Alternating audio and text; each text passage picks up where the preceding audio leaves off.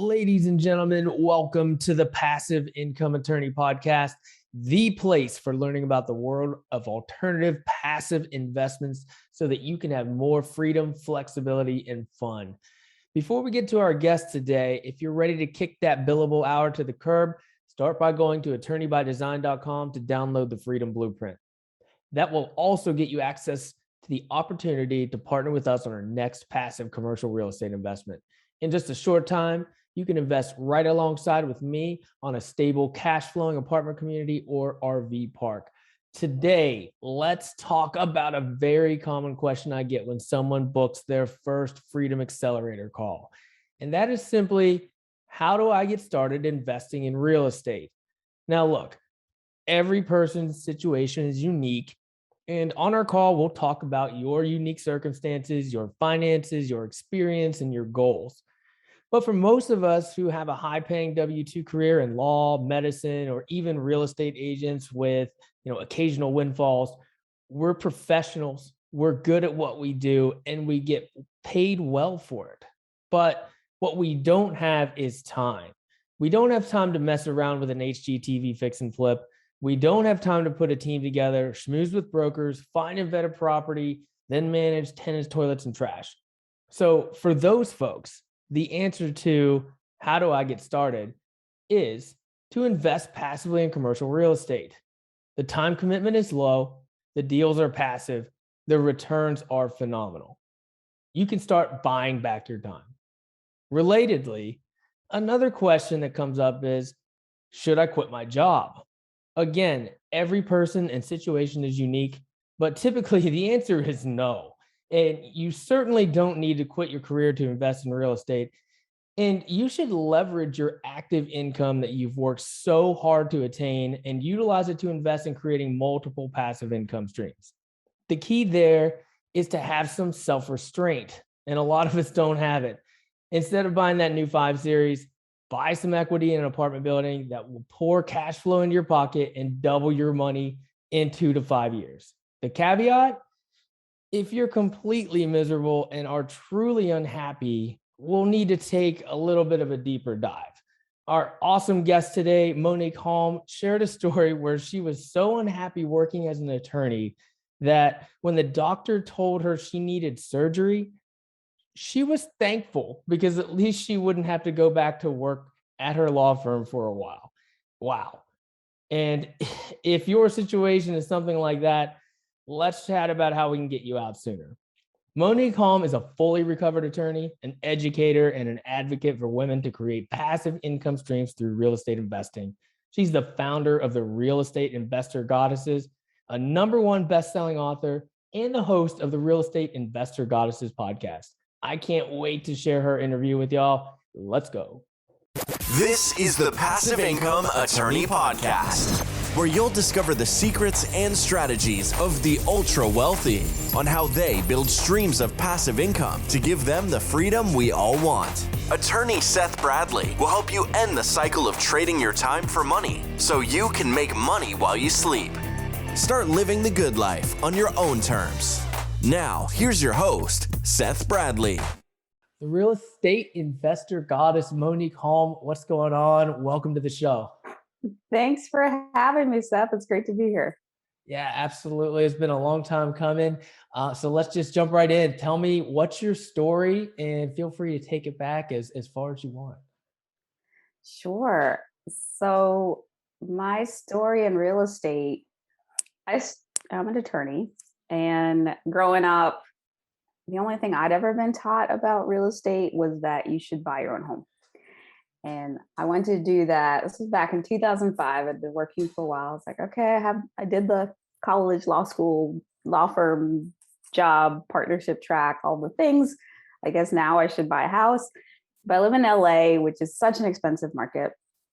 And a semi-decent starter home was upwards of $600,000, $700,000.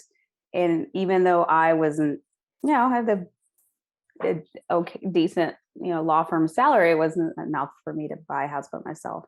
So a friend of mine, actually from law school, said, why don't we buy a house together? We'll buy a duplex. You would live on one side, I'd live on the other side. And instead of finding a property with 2 equal sides, we ended up finding this beautiful old Craftsman that had a larger downstairs unit. There was a 2-bedroom unit upstairs, and then this back house that was a 1-bedroom converted garage. And so we each took a bedroom in a larger unit, ended up renting out the upstairs, renting out the back house, even rented out our basement. And I started house hacking before I knew that was a thing. I was just like, this is sweet. These people are paying my mortgage. This is great. And I have the tax benefit. So I was like, yeah, awesome. I still didn't think of it as something to replace my income. I didn't think of it as anything to do further. It was just, wow, this is a really cool way that I have my housing paid for. Then when I met my husband, he had a duplex, and we ended up getting a single family rental together. After 2008, the market crashed. Actually, I'll go back a little bit, because I think you had sent some questions in advance, and one of your questions was like, about leaving law, because I'm no longer practicing. I was not happy as a lawyer. Just to give a little sample of how unhappy I was. Remember one Tuesday morning, I'd been having like really bad stomach pains for a while. So I went to the ER, and when the doctor told me that my appendix had ruptured and I'd be in the hospital for several days, ended up being in the hospital for 9 days, and then I'd have at least 30 days afterwards to recover. My first thought when he told me that was, oh, thank God I don't have to go to work for at least 30 days. And my next thought was, oh, that's bad, because I knew I was unhappy. I didn't realize quite how miserable I was until that moment. And it was frustrating because I'd done like everything right. I'd followed, I don't know if you had the same message my parents gave me, but like that's what you good, successful kids do. They go to school, they go to grad school, they get that fancy job, and then they should be deliriously happy. But I was miserable. So I knew I needed another path, and real estate was just like accidental. But I didn't leave the law right away. Even after that, I left that law firm, and then I went to another big law firm. Then I went to a small law firm, and I was just trying to find a place in law that I would be happy. And I wasn't happy in that small firm. I was like, wow, I work more, get paid less. But it was a little better. I mean, I'm more seasoned. I was getting to do better cases, but I still didn't love it. But I wasn't quite as miserable as I was when I was in the hospital, but I wasn't super happy. But I probably would have stayed because I was pregnant, and we were going to have a kid, another mouth to feed. And when I'm about 5.5 months pregnant, the week after I told my boss I was expecting, he called me into his office. I was expecting a bonus because I had been working so hard.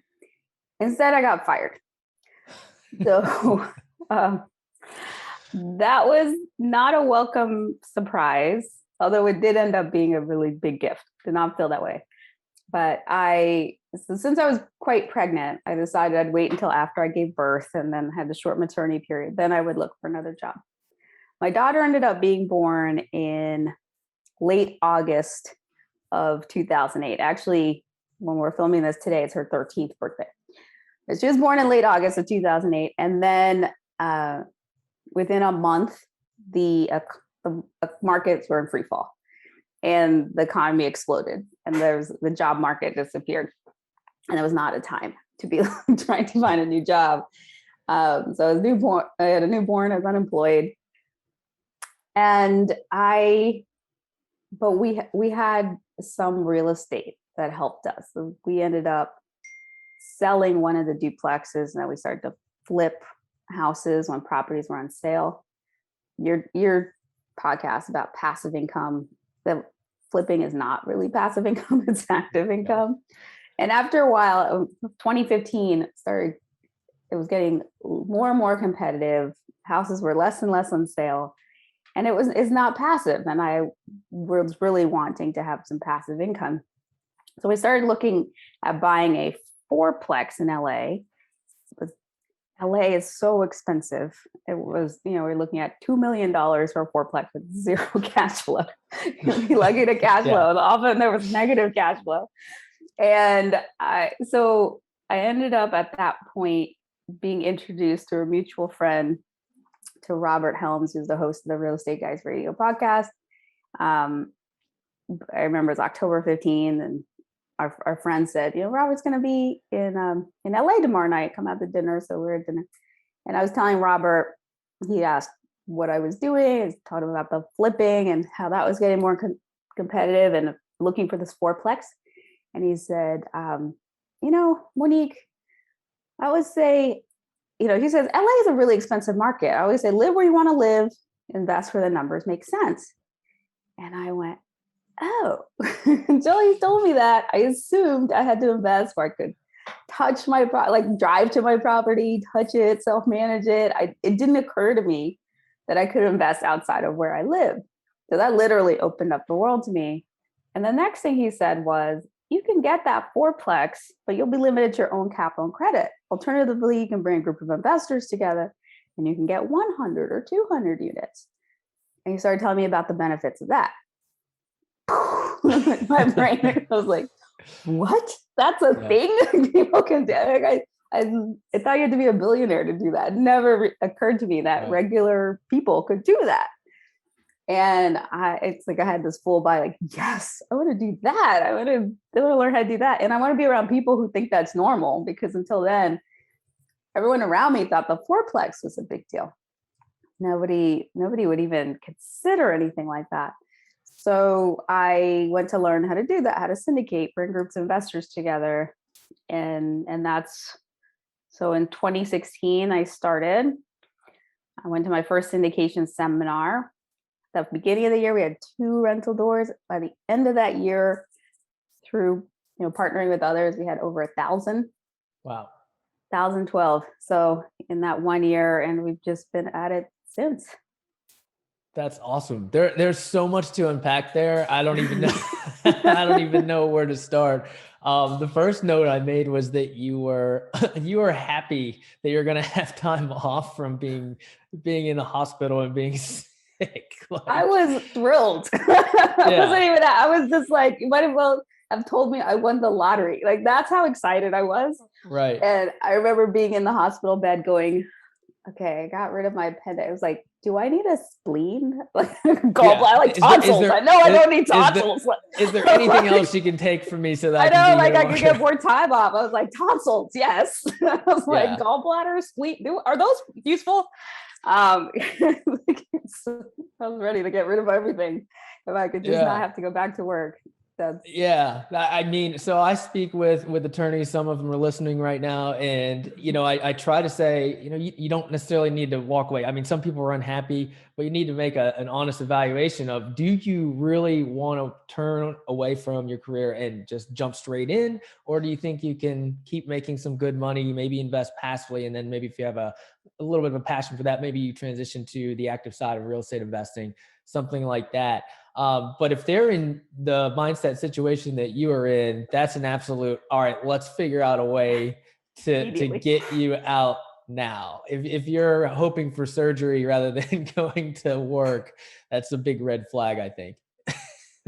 You think? Yeah. But I totally, we're cut from the same cloth as far as, growing up and just thinking, real estate investing is owning your own house. Like, that's basically as far as it gets. And we weren't really, born to a place where business and entrepreneurship and real estate investing were at the forefront. It was more like, what's the best job you can get? And I always say, like, for me, it was becoming a doctor first, and that didn't work out. And then I became a lawyer, and it took me a long time to figure out that there's something else out there other than, working 9 to 5 till 65, which it's definitely not 9 to 5. It's usually 8 to 8 or something like that. I know. It's absolutely insane, but it's awesome that you made that journey, and you're a fully recovered big law firm attorney at this point and doing awesome things in real estate. Is there anything about your law practice that you did like? What did I like? You asked that question. I was like, I did actually. I liked a lot of my fellow associates and people that I got to, I liked them as people. I actually liked depositions. I liked where I got to interact with clients. I was big law. I went to trial once. I liked trial, but we just never ever made it to trial. We had one case where we went to trial. That was fun. So where I got to interact with with others, but so much of my practice was discovery and alone in my office doing document reviews or writing briefs or and that just was crushing my soul. Yeah. And then you get rewarded by getting fired while you're pregnant. That's the kind of reward you can expect. Yeah. I don't know if everyone should expect that. That was pretty extreme, but yeah. You know what? He really did give me the best gift ever, because I probably would have stayed and I would have been miserable. And now I love my life, and I wouldn't trade that for anything. Yeah. And another thing I heard in your story was that, once that happened, you had already invested in real estate a little bit, and that was kind of, those real estate investments kind of shouldered a little bit of the burden, a little bit of the blow from, not having that active income. Is that a fair assessment? All of it, actually, because what happened in 2008, so I'd lost my job, and then my husband, he was self-employed as a graphic designer. He had one major client. He did music industry graphic designs, and a big company that gave him 90% of his business. Well, when the crash, they stopped giving him business, and so his income went down 90%. I had no income, and then we had, we had some savings and 401k, but it was really the real estate that saved our butts. Yeah, for sure. I mean, that's what I always preach is, everybody thinks they have a great job, a great one single active income stream, and they think they're fine, but that's one of the riskiest places you can be in. If you just have that singular stream of income from your active job, that can go away just like that. No matter how secure you feel, a pandemic can hit, anything can happen, and then you have nothing. But luckily, you had already discovered real estate investing and diversified a little bit. It was a blessing.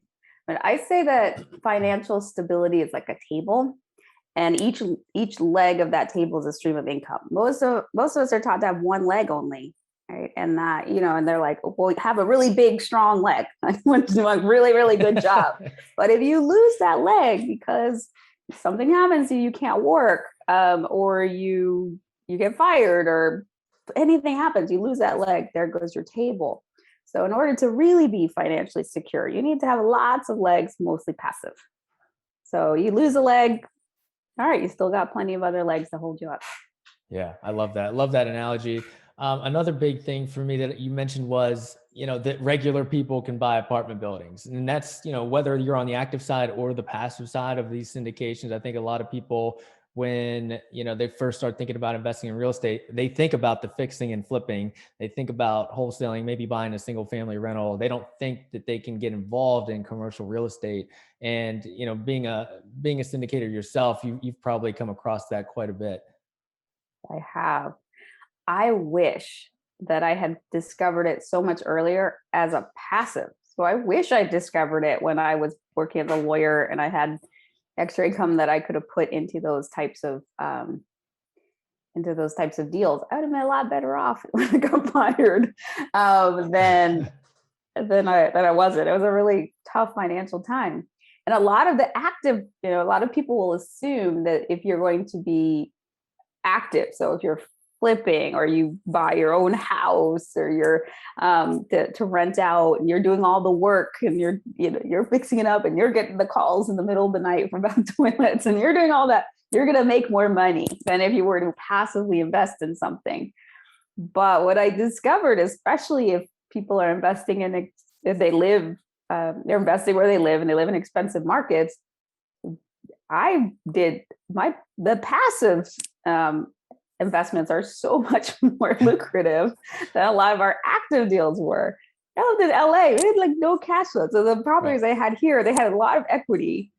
One of them had negative cash flow. Another one had like it just barely paid for itself. So I had real estate that we were able to tap into the equity-based selling, but they were not giving us streams of income. I thought that was normal because that's how it is here. But with these passive deals, they can cash flow quite a bit. They can do, and you're not working for it. So I wish I'd known about that. If I'd started like 10, years earlier, it would have been a very different scenario.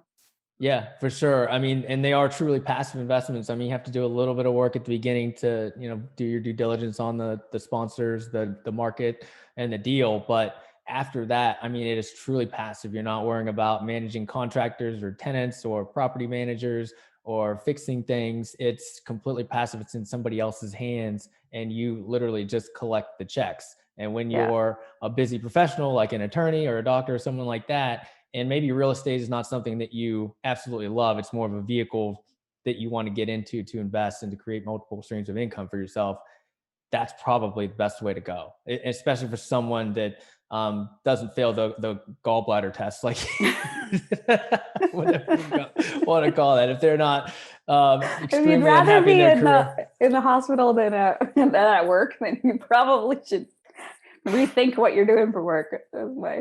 Yeah, for sure. Definitely need to, make an honest evaluation on that. But yeah, a lot of it comes down to time and capital, right? How much time do you have to invest and how much capital do you have? If you have a little bit of time and a lot of capital, there's a lot of things you can do, and investing passively is probably best. But if you have a lot of time and just a little bit of capital, well, we're gonna have to find something else, maybe an active way to get you started. Maybe you house hack into a duplex or something like that, where it doesn't cost a ton of money to get into. Maybe you're putting that 3.5% down. That's still a lot out here in Southern California, but in other places at least. Yeah. In most of the country, that's not so crazy. Yeah, I've told my story before. I didn't go into specifics, but they were like, and I was like, I had a decent 6-figure income and I couldn't afford a house. And they're like, how could you not afford a house? Like, what were you doing? I was like, $700,000. Yeah, I'm in California. Do you not remember that? I'm in California. It's where I am. This is people who live in areas where you could get a $70,000 house. They're like, how could you not afford a house? Yeah. And then you buy a rental property and it only loses a little bit of money every month. Yeah. So it's a great investment. Like, I only have to pay $100 a month on this one. Yeah. So it's great. It's insanity. So tell me a little bit more about what your current business looks like. Yeah.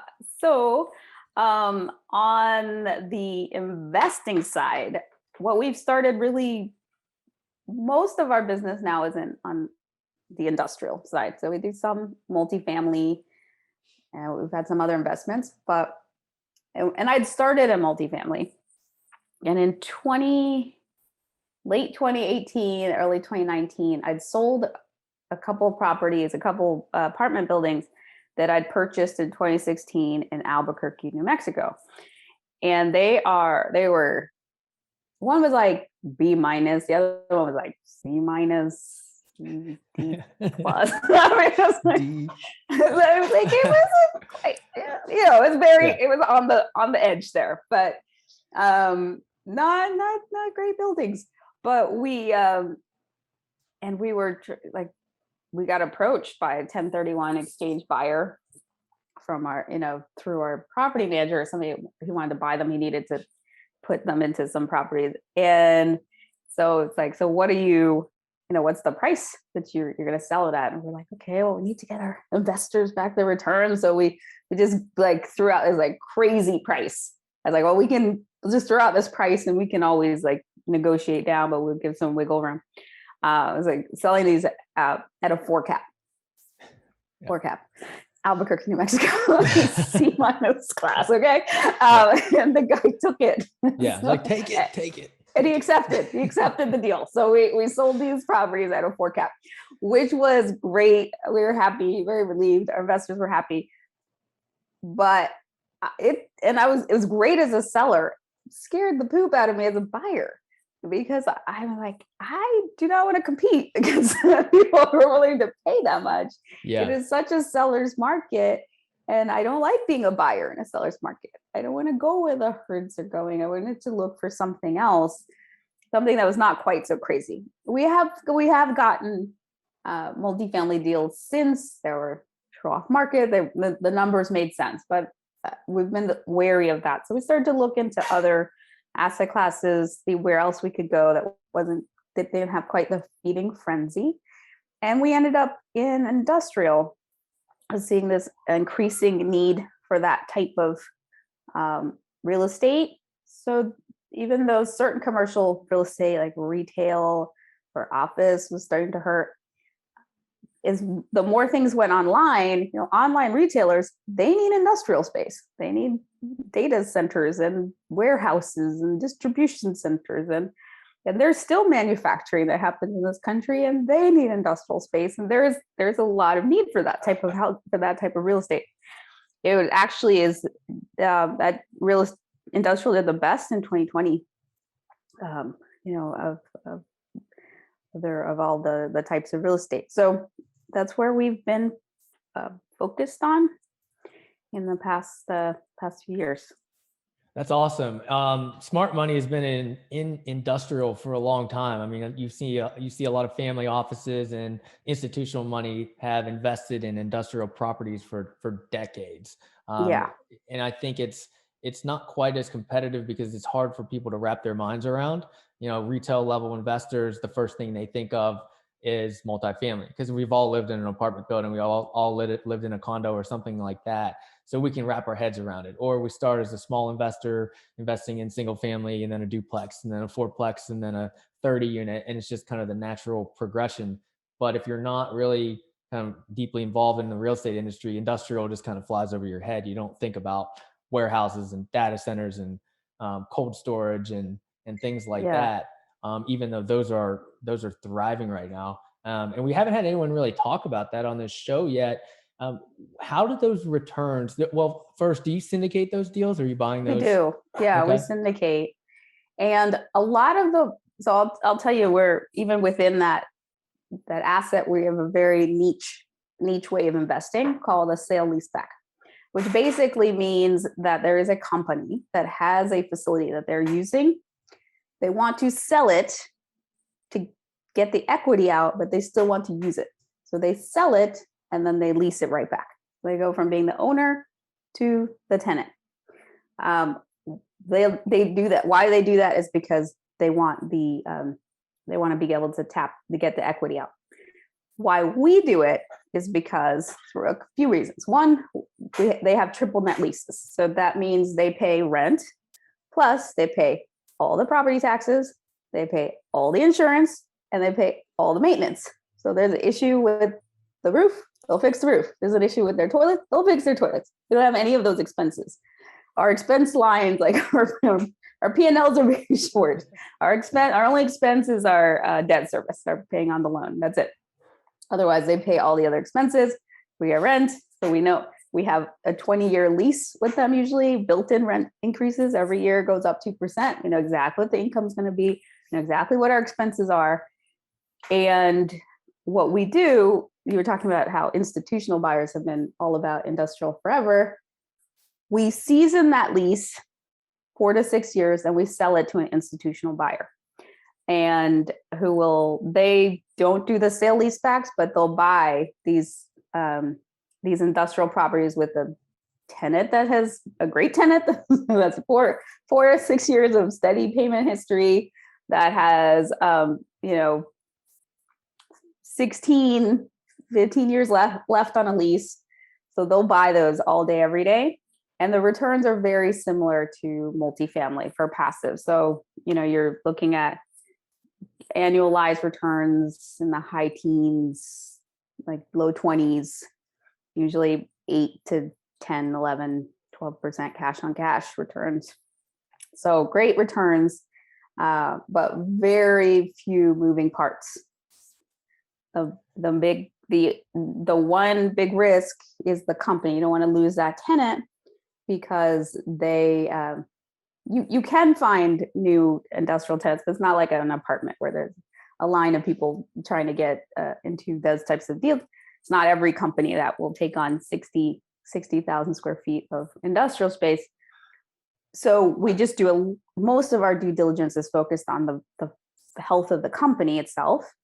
And our companies, I think the deal we just closed on, it's a 150-year-old company. It's not going anywhere. It's like in line for billions of dollars of government money from the new infrastructure bill. So that it's like these companies, but the youngest company, I think we've done one, it's a 17-year-old company. These are just like solid, most of them are just solid companies, food, like a frozen pie, manufacture organic baby food, like a manufacturer of skincare and hair care products, fence companies, tech company. This one is like this, they do steam engines. And so it's just, foam parts. Those are just, it's like steady companies, right. Great tenants, and there no work to be done, no fixing up of the place. There's nothing you have to do because they're already in there.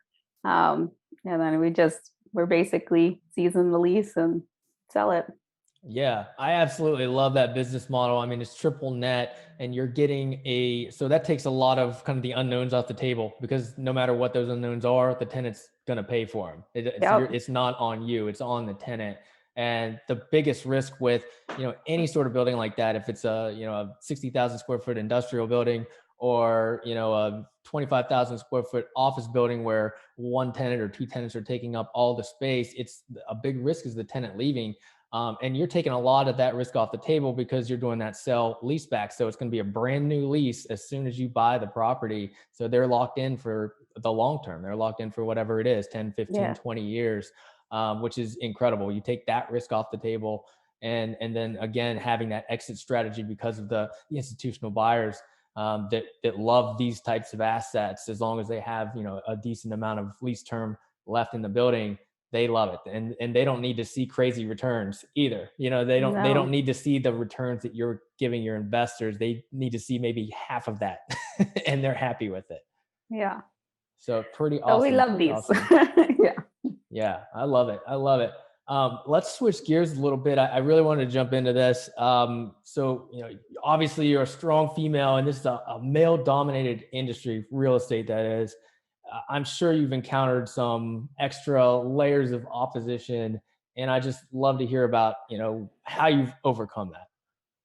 Yeah, it's interesting. So, I have the investment side and the other side of education and mentorship business for women, real estate investor goddesses, which I created because I was seeing as so male dominated. I would go to conferences, 90+% of the room was men. I joined the high-end mastermind. I was the only woman, 19 men. So I was like, I thought women need to be brought into this room, brought into this game. And I think it's great for women, help embrace that wealth gap and income gap. But many women are not taught about it. But in terms of my experience as a woman in this field, I have to say, I feel like I've been able to use it to help me. So when I've created Real Estate Investor Goddesses, it's not because I'm anti-men. I love men. My main business partner is my husband. And it's just that because I stand out in a room, but I'm female and I'm Black. So for two reasons, I'm like a unicorn in the room. They're like, wait, what's that unicorn doing here? Kind of it's like walking through. I was memorable. So I could use not being Waldo, not blending in, and I think that helped me create my awareness, the brand. And then I just focused on women as investors, women who were not being courted by most people. So as I was speaking to them, many of whom, like me, until I happened to connect to somebody through a friend who told me about syndications, so many women they'd never heard about it. And when they did, they went, oh, I'd like to get into that. So it's like by focusing on women, I was able to build my investor network a lot more quickly. And and people have just found me, men and women, but mostly women. Yeah, I love that you've been able to leverage that to your advantage. Not using it as like a crutch or something, but instead you're like, you know what, this is awesome. This is an opportunity to stand out in the crowd, to talk to that market and help them and teach them and, get them to invest and just show them, there's another way, which is, the general message is we're trying to get that out to everyone. Like, hey, you can invest in commercial real estate. And you can do it even passively. You can do it on the side. You don't have to quit your career. And Yeah. that's awesome that you're exposing women to that as well, because a lot of people, like you said, it's, a lot of the marketing from these folks isn't geared towards women because they just kind of forget about that whole segment. And that's awesome that you've been able to reach them and focus your marketing and focus your help to help them. It's worked out well. Yeah. But I've used it. I could have used it as an excuse, like, oh, I'm different. And I'm like, nope, it's like my superpower. So yeah, I just use awesome. it. Yeah. Awesome. All right. Well, before we jump into the Freedom 4, maybe have one last golden nugget for our listeners. Last golden nugget. Well, the advice I would give is to just, I'm probably speaking to the choir because you're here listening to this podcast, but continue to get educated and learn so that you can make educated decisions to get into the game. I didn't know what I didn't know when I got started, and partly it was I made mistakes, but even more than the mistakes I made were the opportunities that I missed because I didn't even know they were there and realized they were possible. Like apartment buildings, like I was like, I didn't know that was a thing, or syndication. Even when I started, I really just knew you could do conventional financing or all cash. So mostly we were buying properties all cash because we were self-employed. It was hard to get conventional financing. I didn't even know about hard money lenders. I didn't know that there were other ways to play in this game. So the more you get educated, the more opportunities show up for you, and the faster you can grow. Yeah, I love that. It's a classic case of you just don't know what you don't know. So you've got to get educated, and then it'll just kind of open your mind up to all these different things. And you can see the pathway as to how these folks have done it, because you're like, oh, well, they just knew something I just didn't learn yet. And now that I know it, here I come. Or you think you know something that just, was it the Mark Twain quote? It's not what you don't know that will hurt you. It's what you know for sure that just ain't so. So it's like those beliefs. Like I thought I had to invest where I lived. Like I just didn't think about the fact that I could invest in other markets. And so I had this myth about, and I know a lot of people believe that too, that there are all of these things that we think are true, or that if we're going to invest in real estate, we're going to have to deal with tenants. We're going to have to be the ones that get the calls. We're going to have to be the ones that go and fix the toilets and all those things. And there are all these other ways you can invest where you don't have to do any of that stuff. So partly it's also too to bust all these myths that we have that limit us. Absolutely. All right, let's jump into the Freedom 4. It's time for the Freedom 4. What's the best thing you do to keep your mind and body healthy? The best thing I do, so I have a morning ritual that I do with meditation, working out, breathing exercises, and this might be TMI, but I have a morning orgasmic manifestation practice. My husband, we meet in the bedroom, and we just, it's like making love every day. But orgasm is actually your most attractive state. Is attractive in terms of law of attraction, attractive. Yeah. And we use it. Plus it connects us better as a couple. So that's what I do. I love it. It taps right into us as humans. We're here to reproduce. We're here to create. So yeah. With all your success, what is one limiting belief that you've crushed along the way, and how did you do it? One limiting belief. We kind of talked about it before, but the belief that I was in any way limited by my identity as a woman, person of color. And so how I did it was I think there's a quote. It's like, what if what you think of as your biggest weakness is actually a superpower? And it's like, okay, I'm just going to own this and use it as a superpower. And there are superpowers that we as women have because our intuition and other ways in which we can show up. And I just use my differences as something to help me versus something that would limit me. Love it. Love it. What's one actionable step our listeners can do right now to start creating more freedom? Educate yourself. Get educated. So keep learning, but take education and then take action. So It's like educated for effective action. So get educated and then take an actionable step from what you've learned and implement it immediately. Awesome. Awesome. Last but not least, how has passive income made your life better? Oh my gosh. In every way. I just come back from 3 weeks in Europe. So I was like off.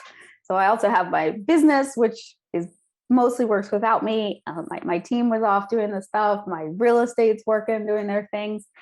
And this past year during the pandemic and the economic crisis was so different from 2008. It's because we have all of these legs on my table now.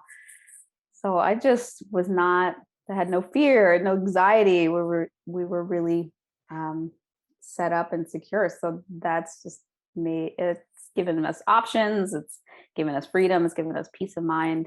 So many ways in which passive income has helped. Yeah, come a long way since the big law firm unhappy life. Yes, I would never want to be in the hospital anymore. All of my organs are staying put right now. There we go. Keep all you got. Monick, it's been an absolute pleasure. Thank you so much for coming on today. Where can our listeners find out more about you? The best place is go to reigoddesses.com. And we're also at REI Goddesses on all the social. Awesome. Thanks again. Thank you. All right, folks. Monick Halm, incredible lady. Absolutely loved her story, her energy, and her passion for helping women invest in real estate. Can't wait to have her back on the show. Okay. Major key. If you're unhappy, change it. Simple as that. Don't wait, change it. If the doctor tells you you're going to need surgery and you're just happy because you don't have to go back to work, well, it's time for a change. Life is just too short. All right. If you're ready for that change and ready to take action, partner with us on our next passive real estate deal. Go to passiveincomeattorney.com and join our Esquire Passive Investor Club. Until next time, folks, enjoy the journey.